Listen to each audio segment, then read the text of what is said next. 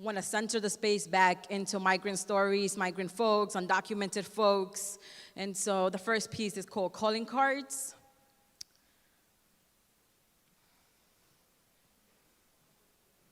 One, across oceans and land, working to connect one phone line with another like an umbilical cord, these 5, 10, 15, 20 square cards are more than plastic. These calling cards have heartbeats. 2, we survived through phone lines, a cycle of dialing numbers. On the other line waited abuela. On the other line waited memories. On the other line waited birthday wishes that should have been given in person while eating guava cake. But we were here.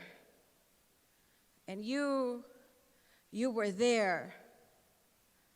By payphones, we waited for your voice. We waited. That is all we had. My dad waited for you. He still does.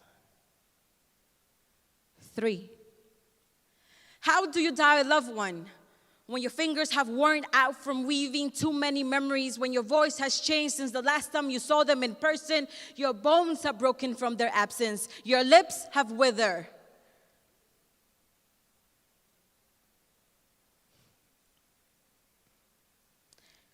How do you dial a loved one when your bones have broken from their absence, your lips have withered?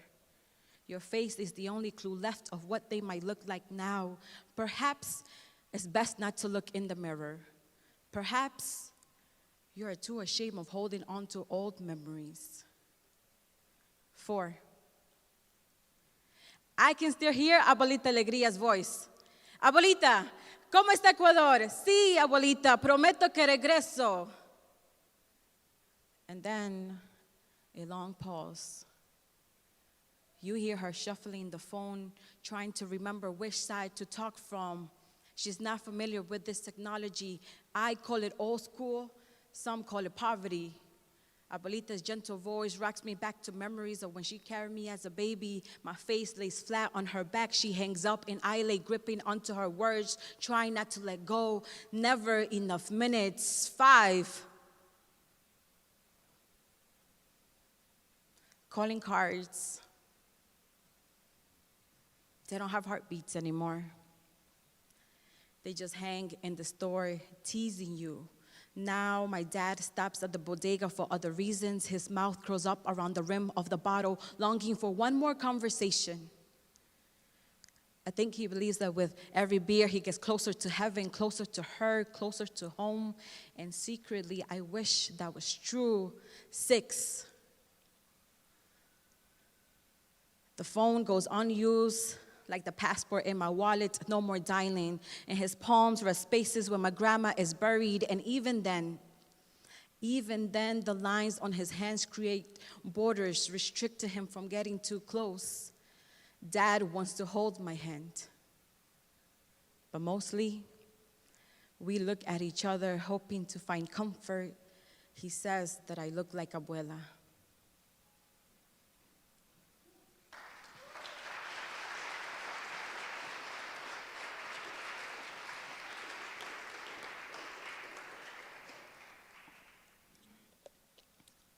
So I'm a person who's on social media, like many of you. So I'm on Instagram, the Twitter, the Facebooks, the Tumblr. And after, and during, and even before our latest president, there's this audacity of white supremacy like really present. And I had this person come and write hate speech on my social media platforms. And I told myself, and I told people, I'm a poet, so I'm gonna write about this shit. So the next poem that I have for you is called America Runs on Immigrants. America does not run on coffee like Dunkin' Donuts says. They run on immigrants. My mother works on the 23rd floor of a glass building in the middle of Times Square as a server of a catering company. My father rides the train home from work. In his backpack, he carries a pair of Timbs with blotches of oil. Neither of them have eaten. The thing about America is that migrant workers go days without properly eating so that America can function. My mother, who goes by Maggie, will stand for 8 hours straight, bouncing on the balls of her feet to catch any demands by white professionals that for some reason know how to work a Google Drive, but have no idea how to make their own damn coffee. My father, who goes by Segundo, ironically is always first to cook, first to burn his hands, first to serve, first to deliver so that men in suits can get the rush lunch order. My mother and father never get days off or paid holidays or bonuses or 401ks or health care.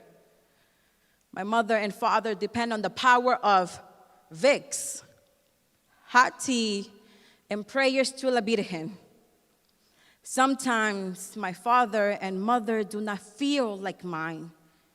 They belong to this country.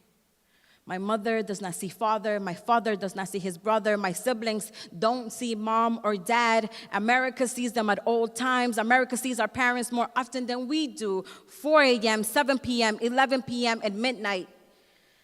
My 9-year-old brother clasps his tiny brown hands to pray. Diosito, please take care of mom. My father carries our old school photos in his wallet, folded gently, not to crease our faces. This is how he looks after us. This is how he holds on to us. My mother carries a large purse with all of our documents because, just in case. They both accommodate America's routines by moving around birthdays and bautismos and weddings. America is a spoiled brat wanting more and more and more. America screams, go back to your country. Stop stealing our jobs. And simultaneously whines, where is my lunch?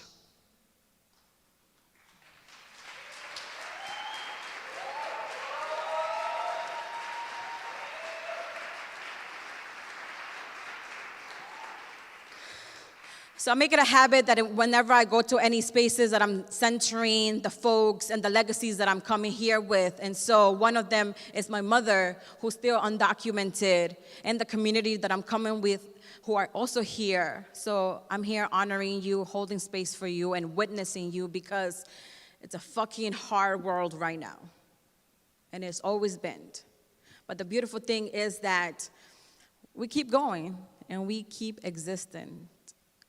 So this last piece is called Glory, and it's an ode to femmes of color, so the queer woman of color in the space, to all the gender not conforming people. This is for you. Glory. Mi mamá se levanta. A las 7 de la mañana se baña sus pies bendecidos en agua.